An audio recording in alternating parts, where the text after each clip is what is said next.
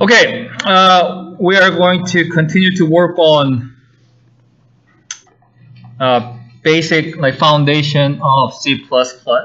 And starting this weekend, starting next week, we are going to work on text adventure. So up until now, we've been trying to make ourselves familiar with C++ syntax and basic foundation of syntax. So I know if you never programmed before, yes, concept might be a little bit confusing, but don't worry too much about it because when we get into real game development, we will look at these things again, and then I'll try to explain that concept again and see how those things will be used in game development. So next week,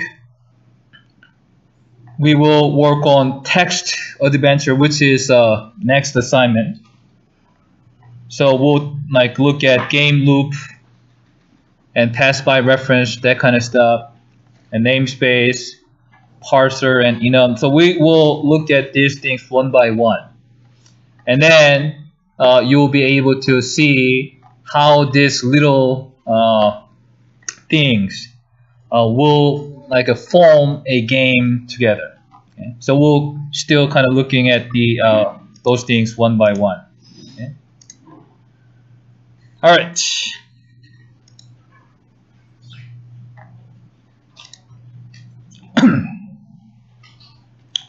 So we kind of stopped at functions and header files. Okay. So let's open Visual Studio.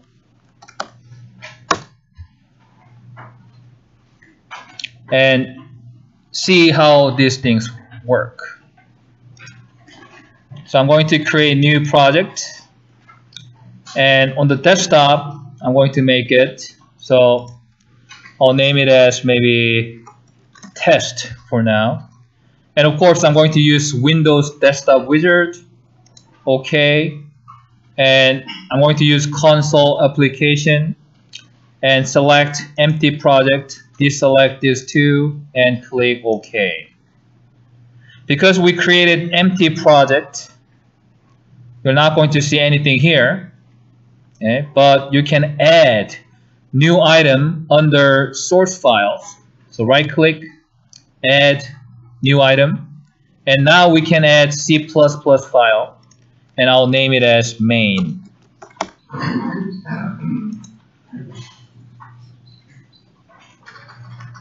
So these are things we've been doing. Okay. So here, if you remember, the simplest structure of function would be int. Oops. Int main return 0. Okay. So this would be the simplest form. Okay. So if you click local window debugger, you are not going to get any error, but it will say, oh, this test.exe has exist with code 0. Okay.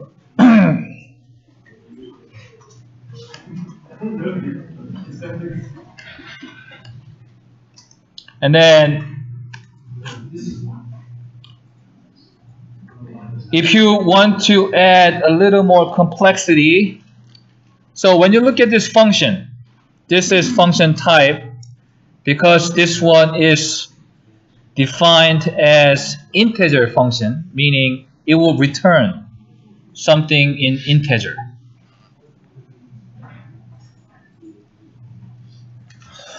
And then here we did int argc char star arg v box parenthesis open and close. These are parameters, so you can possibly pass some sort of information, or you can use these parameters inside of this function. So later on, you are going to see something similar to this, okay? But instead of int argc, you will see something else. basically. Some data you will really use. So I briefly mentioned if you want to create some text adventure or some dungeon types of game, this could be some different name. And then this particular function, process like HP or XP or something like that. Okay. So parameters can be some other types of data. If you like to use some data processed in that function.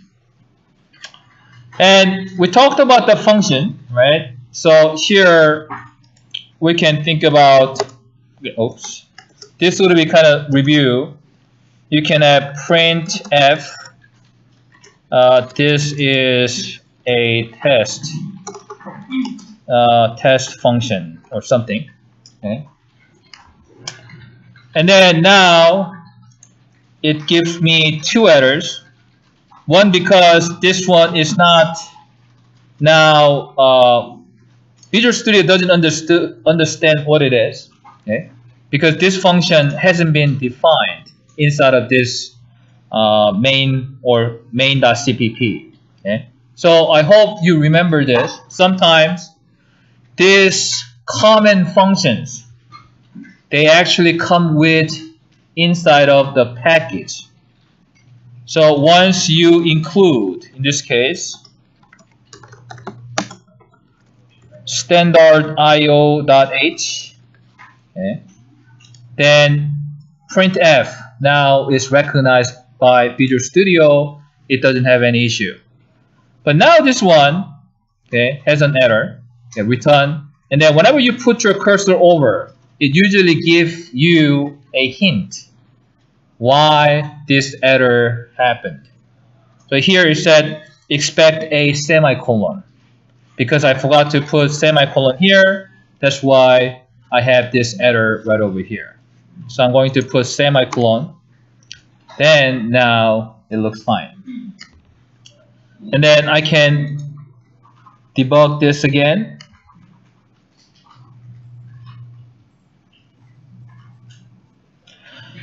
And then because of this printf, it will actually get this little printout or display.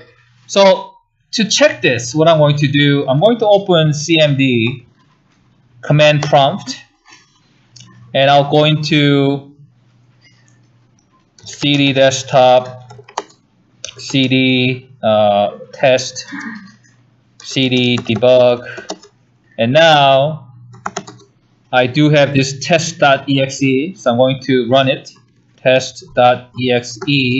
Then as you can see, it will display this line. This is a test function. Okay. So I'm not going to close this. Okay, I'll just keep it open because I'm going to make some changes here. I'll go back this command prompt and then run it to see the result. Now, let's try to look at functions and header files. So now, header files basically is some external information that can contain your some definition about your function. So standard io.h is a typical header file. So printf is a function, and this one's defined inside of standard io.h or header file. So in this case, you can select printf here and then right click. You will be able to use go to definition. And then here, you'll be able to go inside of standard io.h, and then here, this is how this printf has been defined. Okay. So bottom line is, I want you to understand you can actually have this function, and then definition of that function can be declared and defined in other file. Now let's look at some function. Okay. So what I'm going to do, let's say I want to do something like this. I want to put \n here. Okay. Printf, this is a test function. Oops.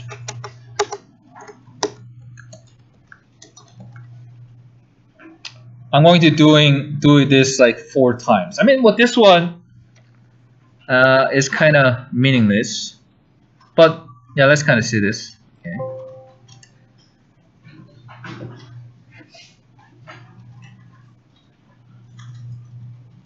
So now I have this, like, this is a test function. So I have like 4 of this this line printed like 4 times. Okay. So it wouldn't be that like a good example. Actually, I'm going to come back here later to make it more sense. But for now, let's say something like this. Okay, I'm going to do. Okay, if you have the task, you have to repeat over and over again. Okay, then what you need to do sometimes. Actually, let's do this. Okay. Let's say, okay, this is a test. Like, I want to do this like 4 times. Okay. So if I want to do this, if I want to repeat this thing like 4 times, one thing I can do, I can make a loop. So in this case, okay, I can do something like for int I equals 0. Okay, I is less than 5, I plus plus. Okay.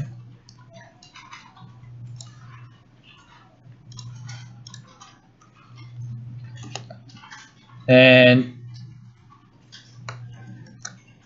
I want to do this.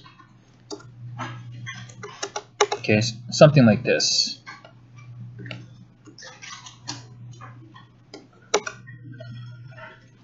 So now,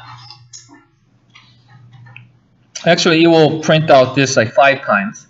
So this is a typical for loop. So now, basically, it will start with I0, and then it will print this out. I becomes 1. Okay, 1 is still less than 5, so it will print this again. So it will basically repeat this 5 times. Okay.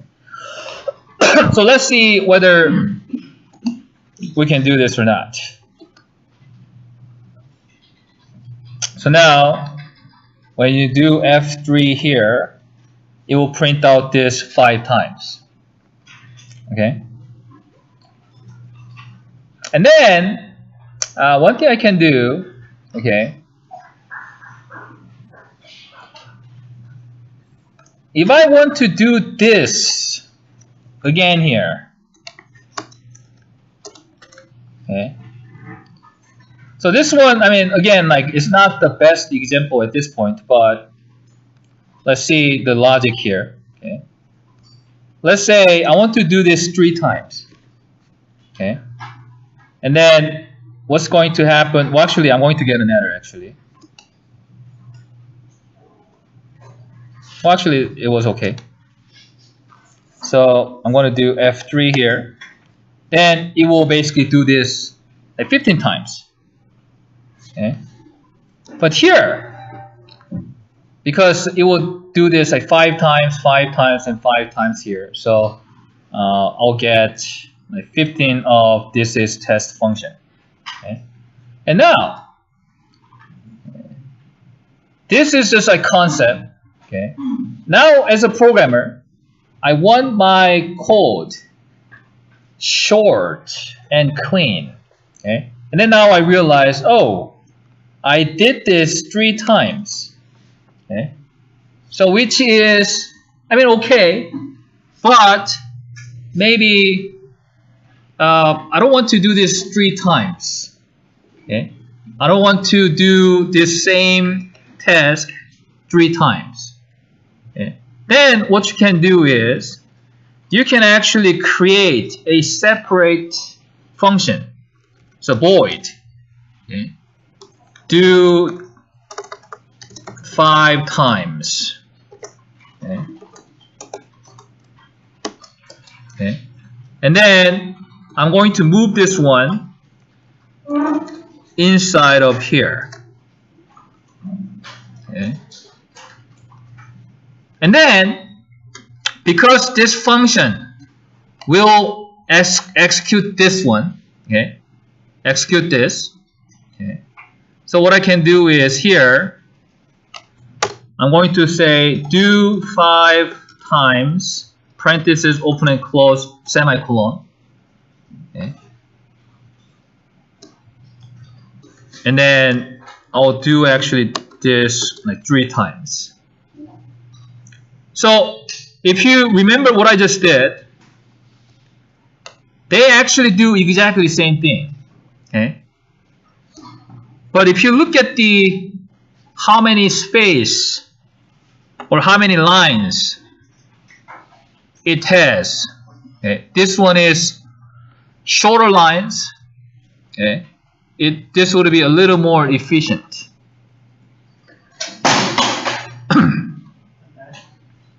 So now, when you debug this, again, it basically does the same thing.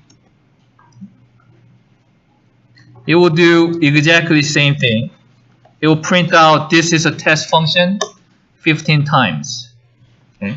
But remember, how it looked before was, I'll go back.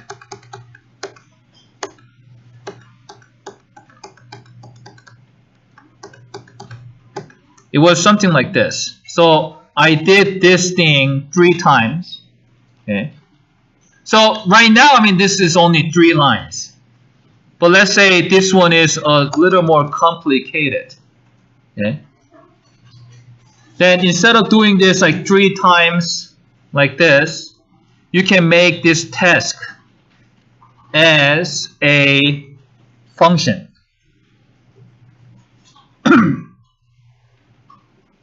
And work on it. Okay.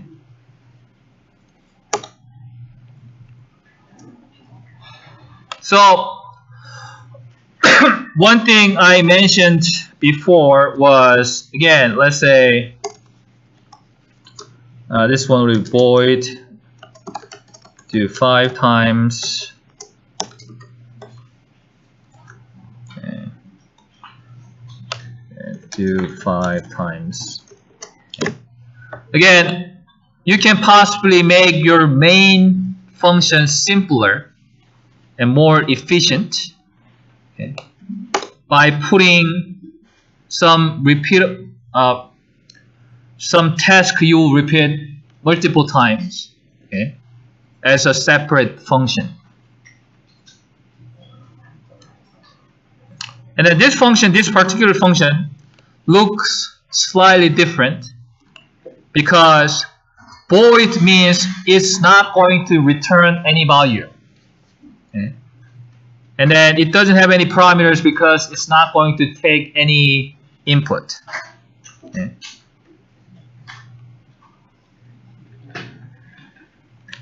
And then another shape can be something like int get number 4 and return 4.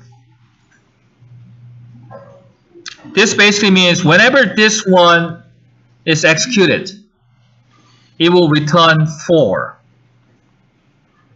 So here, one thing we can do something like int get a new number equal get number 4. And then here I can say print f, okay, my number %d, my number is %d, and %d can be get a new number. Then what's going to happen is this get number 4 will be basically 4, so you will print out my number is 4. Okay. That's what is going to happen. So sometimes it can pass the different value.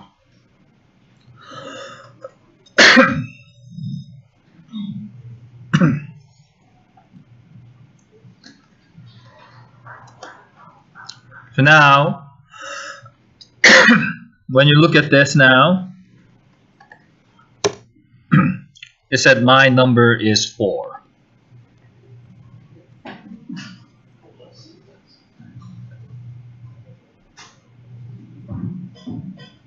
And then I'll actually show you more examples a little bit later today.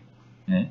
But I want you to understand, inside of your main.cpp, you will have numbers of functions. Okay?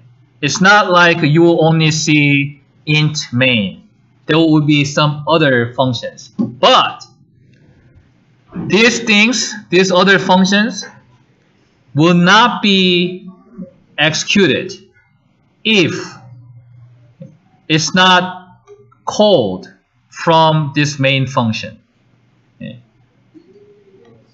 So in other words, if I just comment this out, meaning I'm going to put like double slash in front of my line, and now, as you can see, this line is in green color, meaning Visual Studio now thinks this is not a real keyword or command in C++. If you put double slashes like this, whenever Visual Studio sees double slashes, okay, now Visual Studio treats this line as comment. This comment is basically exists for programmers. Sometimes for yourself, you can do something like to do print print a new variable, okay, something like this. Okay. So basically, this one doesn't affect your program at all, but it only exists as a comment for you, or sometimes when you work with other people, okay, you basically want to be nice enough to explain why you program it this way, or why you name this variable this way. Okay.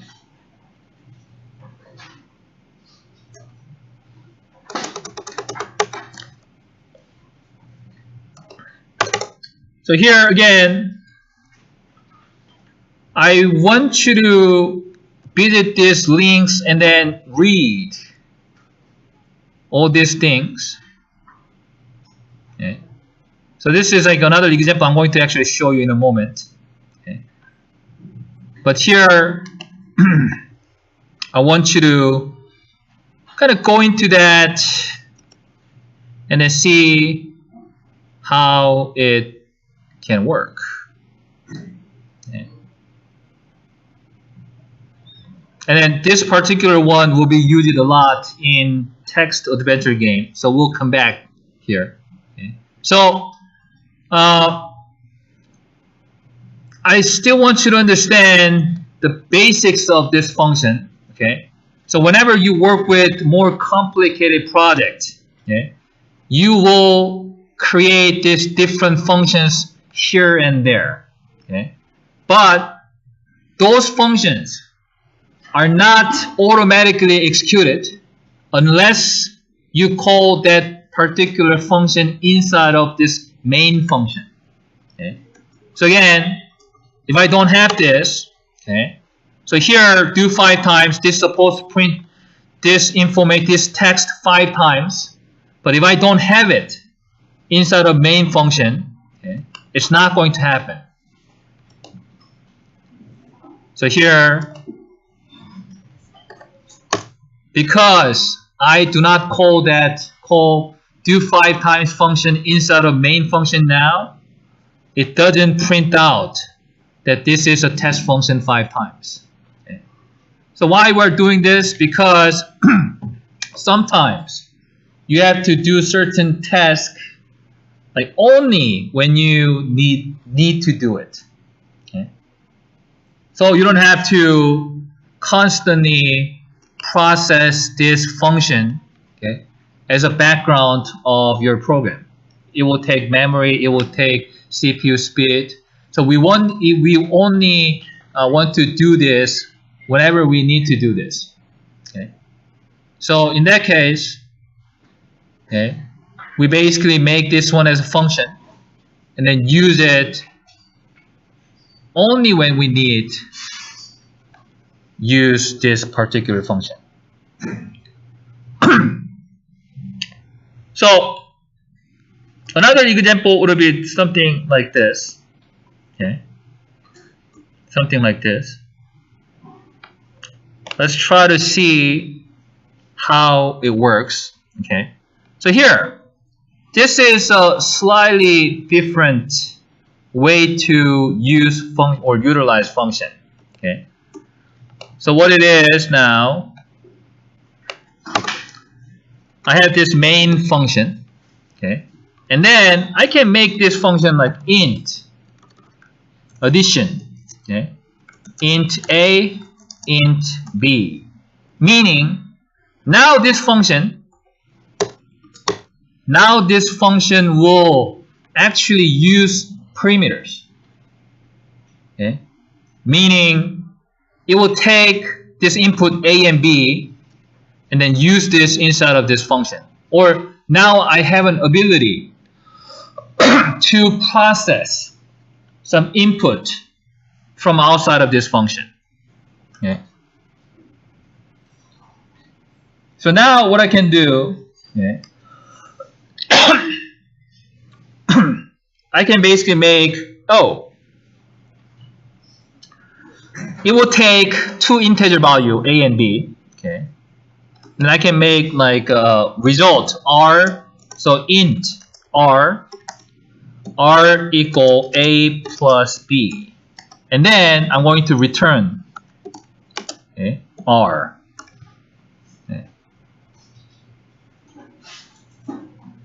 And then now what I can do here is, okay, I'll make something like int sum, okay, and then sum equal, I'm going to now execute this particular function addition. Okay, addition, okay, 3 plus 5 or something. Okay, oops, sum. Okay, and then what's going to happen is I'm going to execute this addition function with 2 values, 3 and 5. Both should be integer. Okay, and then this 3 and 5 basically will be a and b. And then it will return this value, new value r. And then now I can do, okay,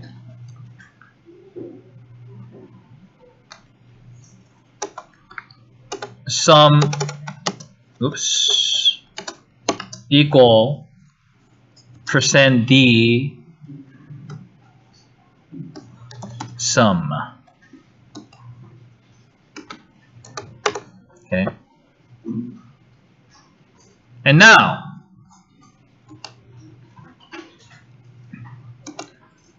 I'll debug this. F3, and it will print out 8. So now, let's say this is a new addition, right? I mean, new task or task that I want to kind of do it over and over again. So I can do this, like sum 1.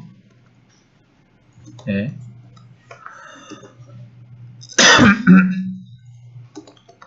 And then I can do actually sum 2. Okay. Sum 2 equal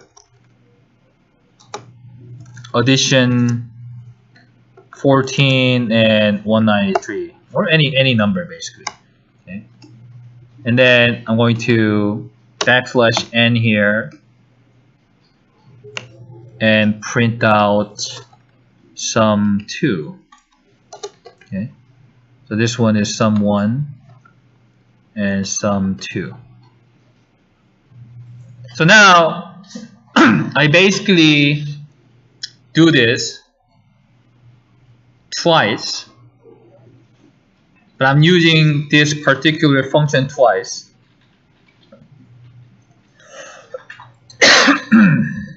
So by the way, you can declare multiple variable, okay, within one line like this. Okay. And now you're going to see something like this: 8 and 2 or 7. Do you have to have it as return 0, or can you just write return? This one? Or do you just have return with no variable for that? So technically you have to return something. Okay, so here, I just remember in Python we could have just return. You can use 0. no, but this one, we actually said this is integer, right? Integer function. So we have to return some value in integer. So we have to have this 0. Or it could be some other number, 6 or 10 or whatever. So even though we're returning a number, it never reveals what that number is. So this one basically will not be used. So it really doesn't matter whatever number you use. But because we declare this function as integer, you have to return something.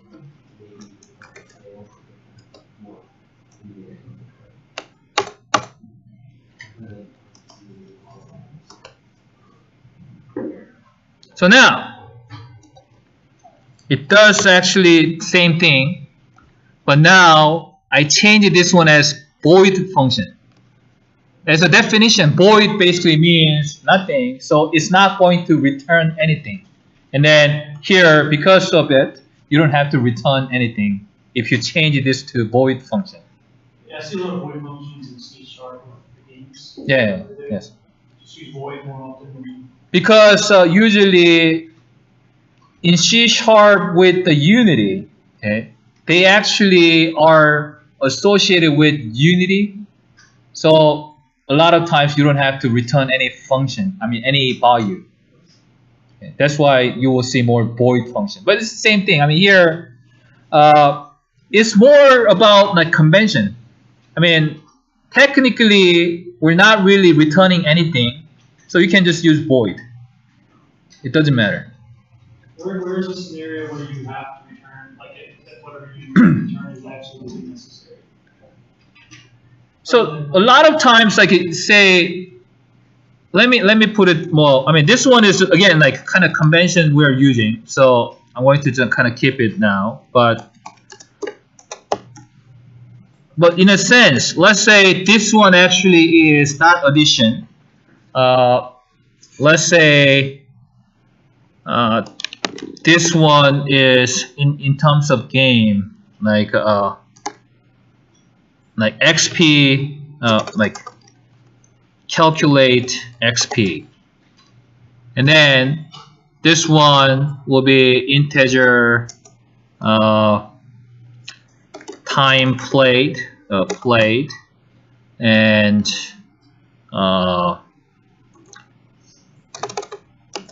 player level or something. Okay, And then this one now I'm going to say integer xp is, I mean, it should be more complicated. It could be, but xp could be time played divided by player level. So if player level is, no wait, I'll just multiply. Okay. You get less experience.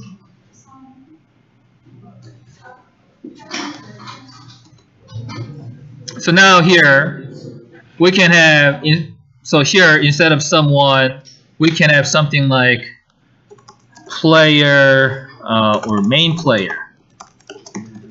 Okay. And main player, we basically want to do main player XP, actually main player XP. Main player XP equal, we want to do something like calc XP. And so this one would be another variable, but we can say time played like 10 hours and play level is like 10. Okay. Then we can say your XP is something. Okay. So more likely you want to do something like, now you want to say if main player XP is greater than something like 50. Okay. You're gonna say you'll print your XP is something. Well, actually, I will just make it if this is less than 500. Okay, your XP is something. Keep playing until you reach it to the higher level or something, right? I'll just make this up. Okay. And this one will be main player XP. Okay. So now what is going to happen is, okay, well, this one actually will be another variable, and then it can be like a constantly changing. Okay. And then but here, so basically what's going to happen is it will be updated here and then display the XP information in the game. Okay. So in this case, we are going to use this to value. Okay. And then this will be calculated here and it must return some value. Okay. So there are many occasions you have to use integer or some function that will return some value to you. Okay. And then later on, actually, we're going to look at this, and yes, we are going to create some similar structure to Unity. So this one actually will be inside of kind of update function. So it will get called every single like frame or every single second. So this value will constantly update it. Okay. But we'll take a look at that like next week.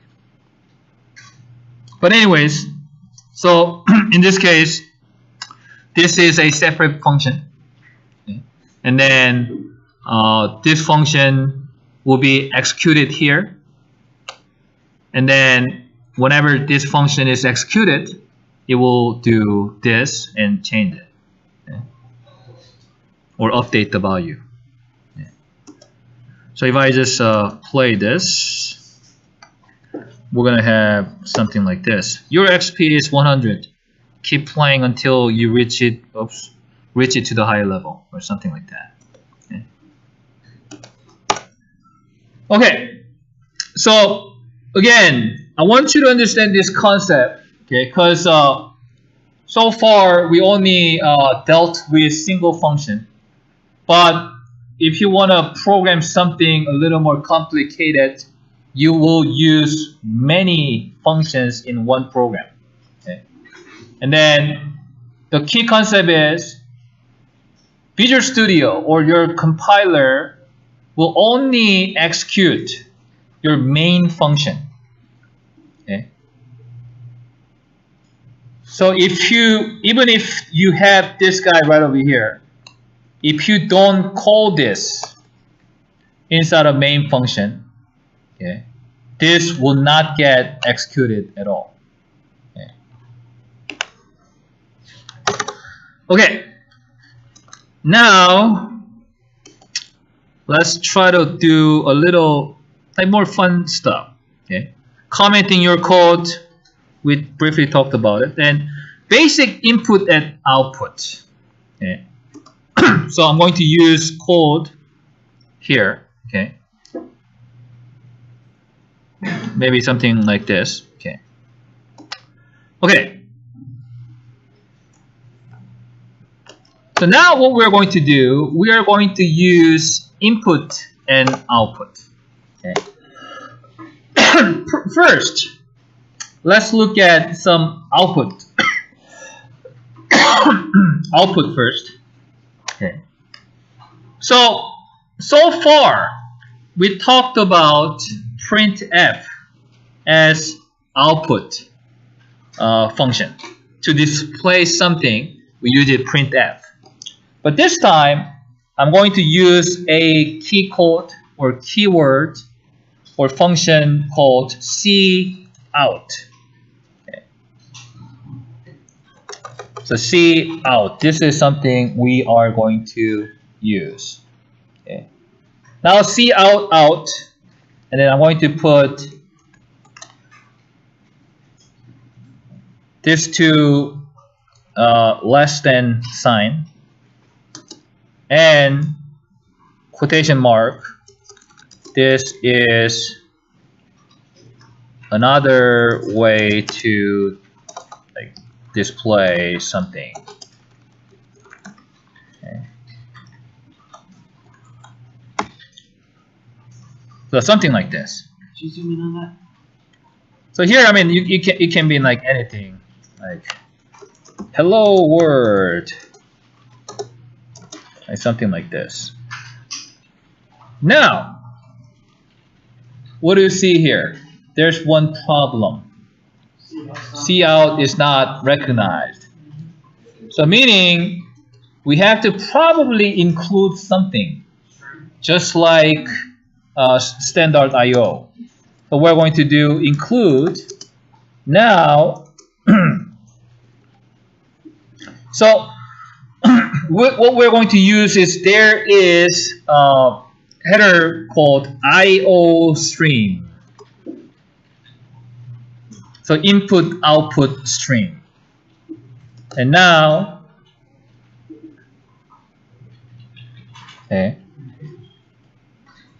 we supposed to actually this supposed to go away, but it's still there. Okay. But actually, IO stream, okay, is the right package to include. But here, okay, we actually have to add one more line, something like using namespace std and semicolon. Now this guy is okay. This is something we talked about, like we briefly talked about before. Okay.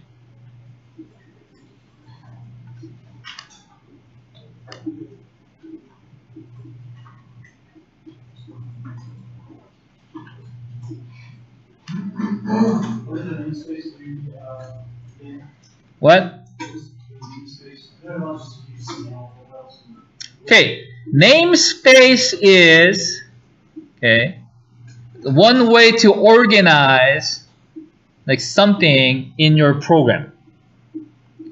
Okay, so basically, we're going to look at this again like next week. But this IO stream, how it works is it actually creates namespace called std and then put this cout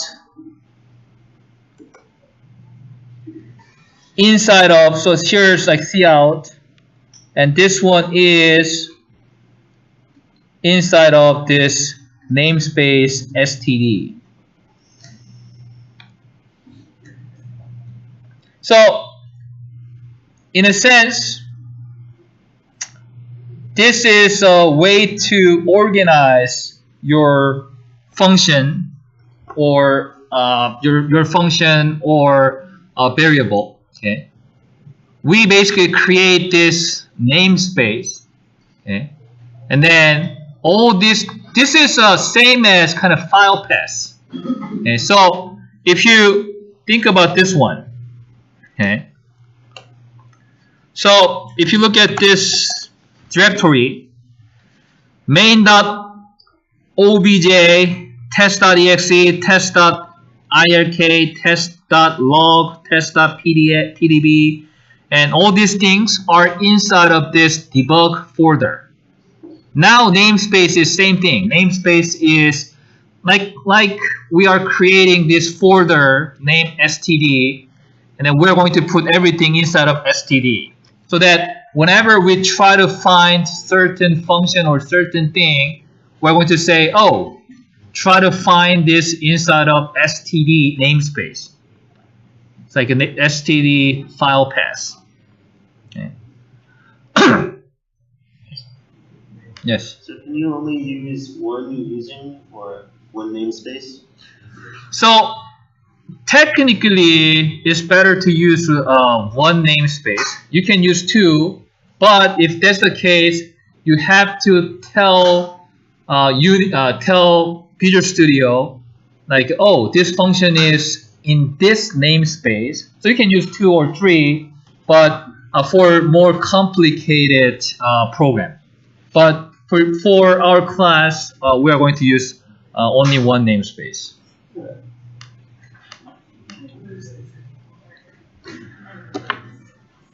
Okay, so now let's just kind of use this for now and see what's going to happen.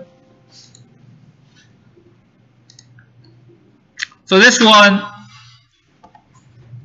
oops.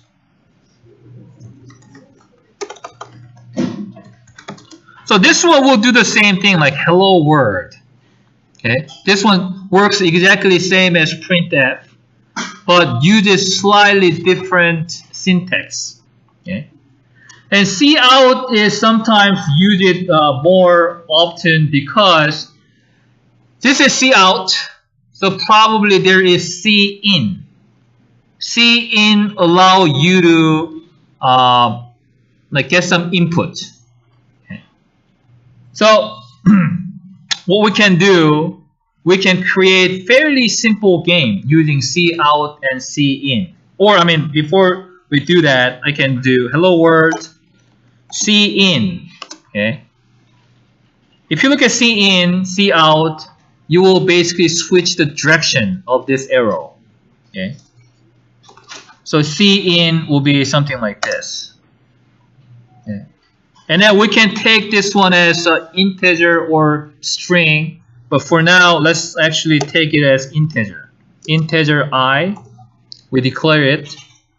And we're going to make whatever input as an I. And then I can say cout.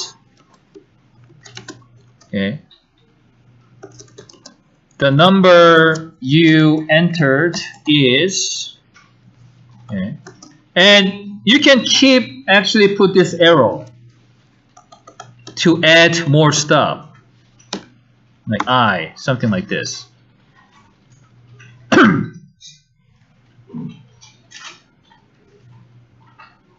And then here, what's going to happen now is, when you debug it, it will actually stop at the middle because hello world, and now it's waiting for you to put some input. Okay. If you put some number, okay, it will display that. So hello world, I'll put 5, and then it said the number you entered is 5. It will display that information you put that in. So now, okay, let's try to do a little more fun stuff. Okay, I hope it's gonna be fun. Okay. So let's try to think about like a little game we can create using C in and C out. Can you think about any game we can create using these things? Math, What? math game. Yeah, math game can be one. So I'm going to kind of give you like few examples. So I'm going to say like I mean something like what is 5 plus like 9, right? And then you can actually put \n, okay, and see out your answer.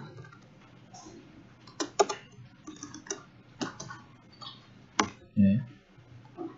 And then here I can say if I2 equal sign is okay, 5 plus 9 is 14. 14. We're going to say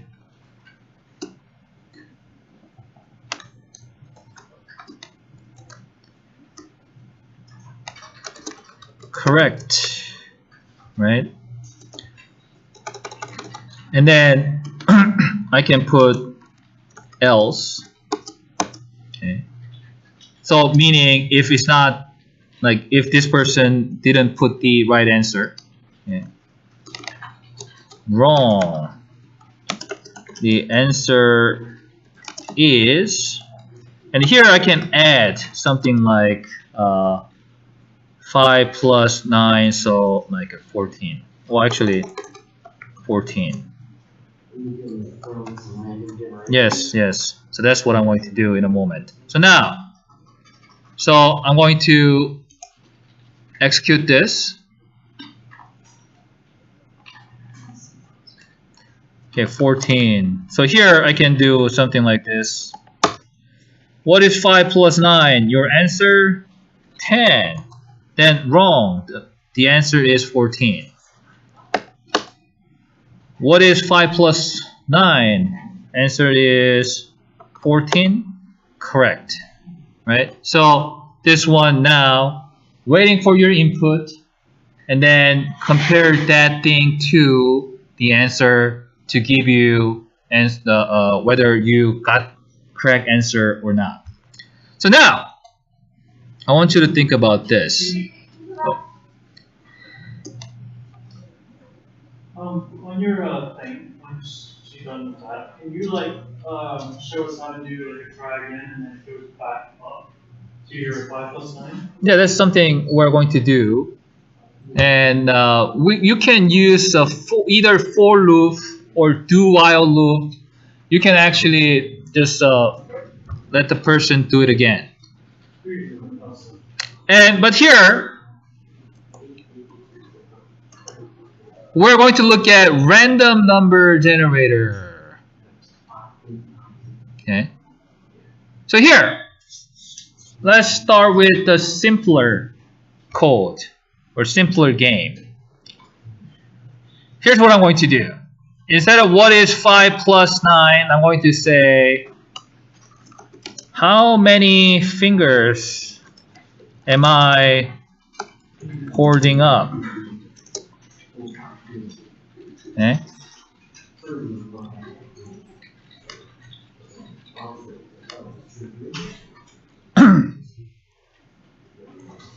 And then, so here, we actually put this integer as I, but what I'm going to do now is, okay, I create this integer, but now I'm going to generate a random number. A random number between 1 and 5. Okay. So what I'm going to say is I equal, okay, rand, parenthesis open and close. Okay. So here if you look at the basic syntax is, okay, this one will give you a random number, the range from 0 to 99. Okay. So if you put a %5, it will generate number between 0 to 4. Okay. So this is how it works.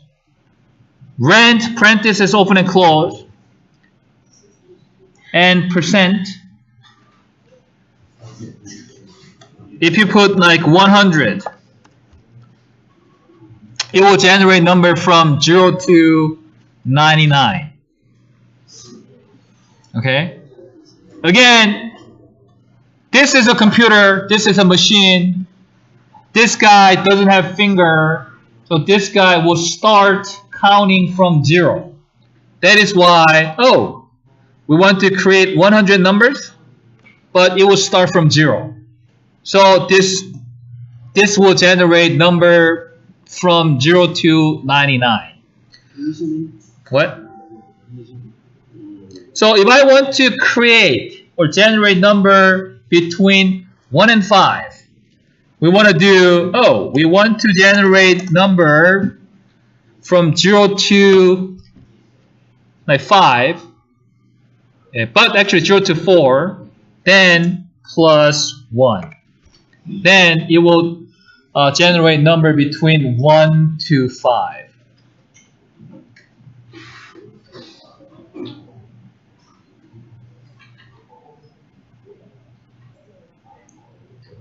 And then now, I actually have to have one more variable, okay, which is, I'll put as, actually,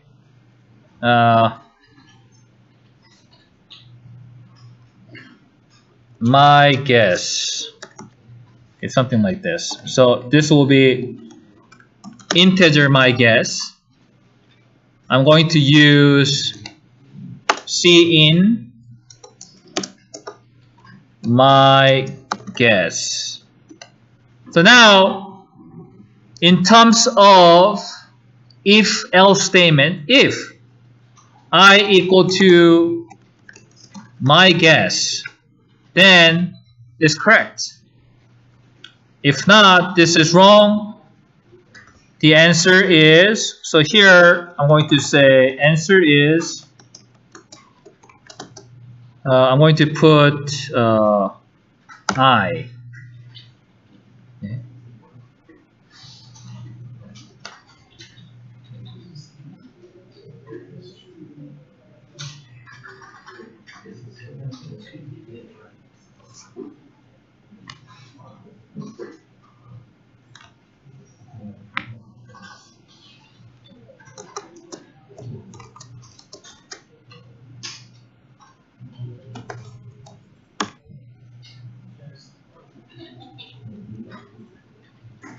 So now, this is fairly simple, but will be a functional game. Okay. So let's see how it works.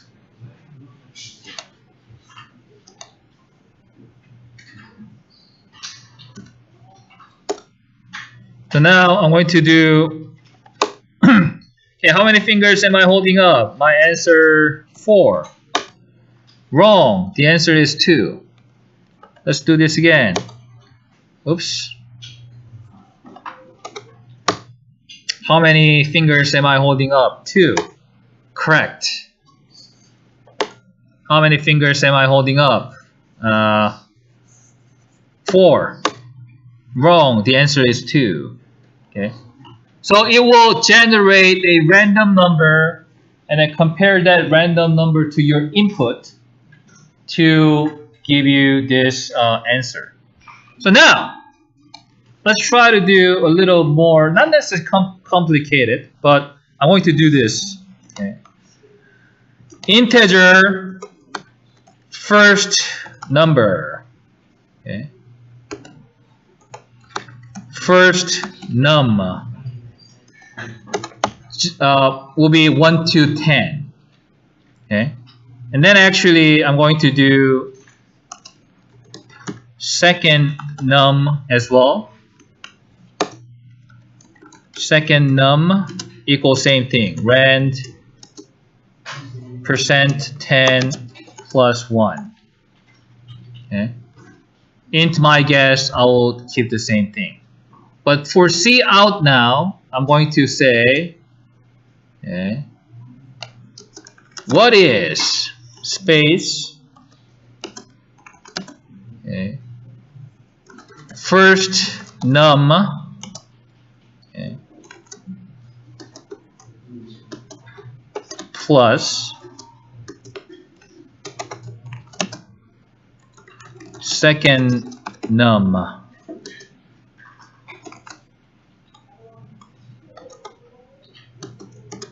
Okay. So now it will basically generate two random numbers. Okay, first num and second num. It will display what is first num plus second num. And your answer, you do the same thing basically. Now, one thing you can do, okay, if I want to add a little more stuff here, I can actually do something like int addition, int A, int B. I mean, so this one, I mean, like you don't have to do this, but if I want to use that external function that I used it before, okay. So now int sum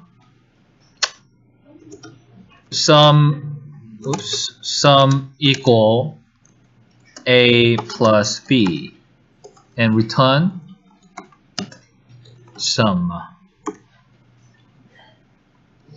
And then here what I can do is instead of I can actually do, okay, here I'm going to say something like int answer, okay, answer equal, okay, addition and first num second num, okay. And then here I'm going to say answer equal to my guess, correct, wrong, the answer is instead of I, answer. So now, I mean, I kind of, well, this isn't that complicated, but what I basically try to do was, okay, I basically put this addition here, okay, to put that, okay. And again, I'm recording this so you can later review what I'm doing here, okay. So now, I'll do this. Okay, so now I'm going to F3 here. Oops. Now I said, what is 2 plus 8? 10. Correct. Oops, what is 2 plus 8? Oh, actually, now I have like a little issue, okay, because it doesn't refresh my value, okay.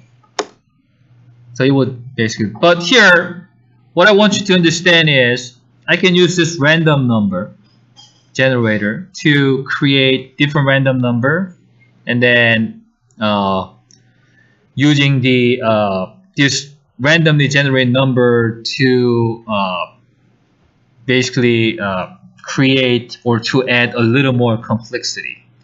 And what I wanted to do more, even more now is, okay, what?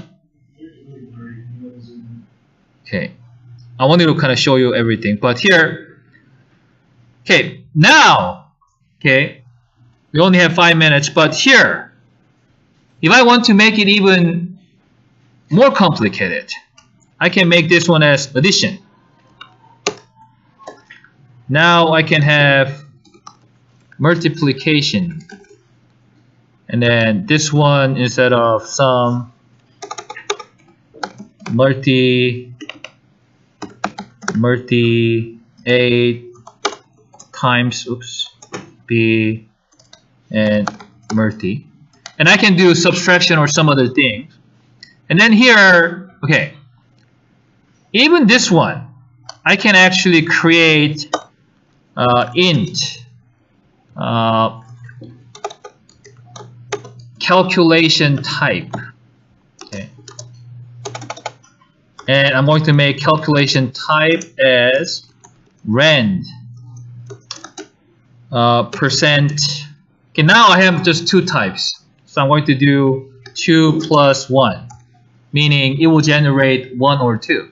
Okay, and then here now I'm going to say if cal type equal to 1. Okay, I'm going to do this. So here, try to just think about this logic. Okay, I'll cut this and paste it. And what I'm going to do, okay, cut answer here.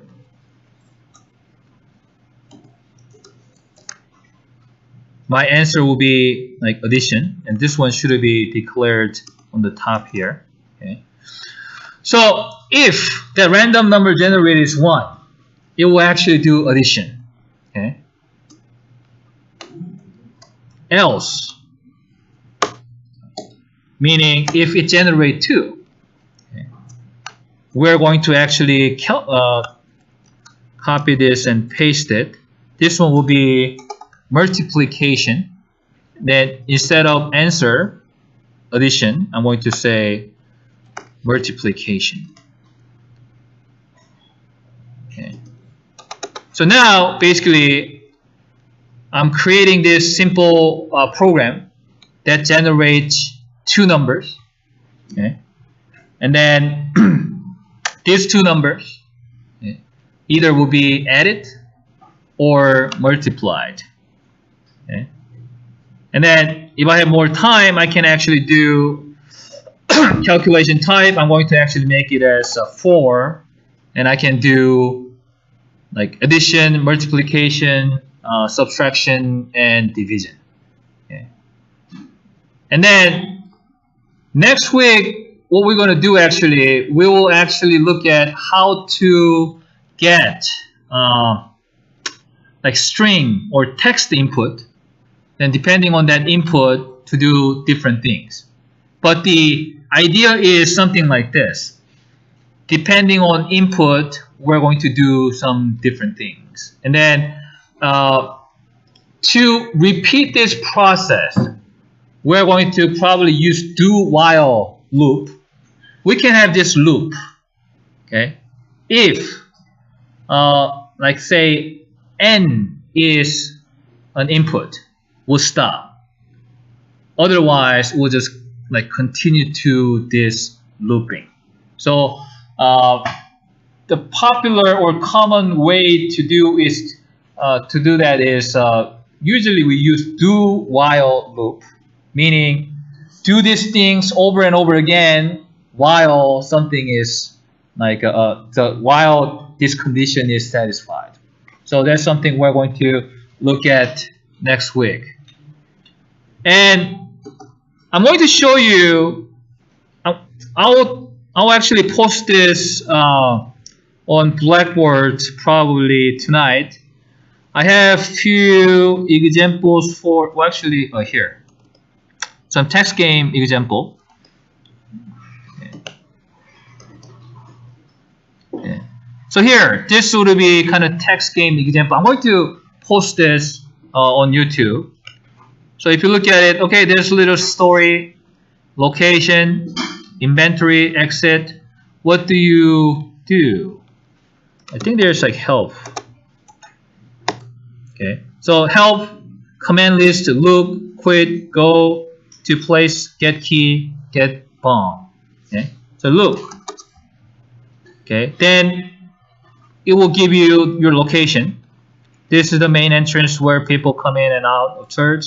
This is start of your hunt. Good luck. Okay, inventory, exit. So there's exit, meaning I can go to that particular place. So I can do go narthex, and then now I am entering different places. Now there's another exit, like multiple exits now, and then I can do look. Okay, this is information and help. Okay, I can do look, quit, go, get key, get bomb. Can I do get key? There is no key here. What do you do? But here, basically, I can do quit. So quit actually will like stop and quit everything. So I'm going to post this on Blackboard so that you understand like what you need to do for the next assignment. But here, we're going to start working on these types of text adventure next week, so that like you can get to know how to get the input, and depending on input, we basically process that input to do certain different things. Okay. All right. I will see you guys next week.